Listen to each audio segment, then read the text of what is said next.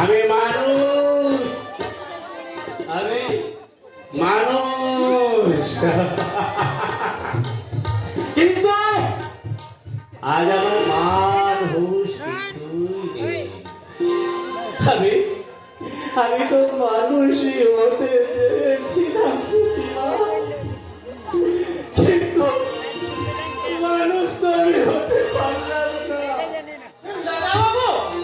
ওরে বিধবা, আমি চেয়েছিলাম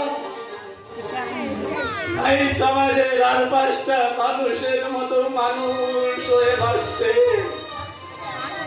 কিন্তু ওই সারা দারিদ্রতার শিকলে আমি তো বাধা পড়ে গেছি রে বিধা।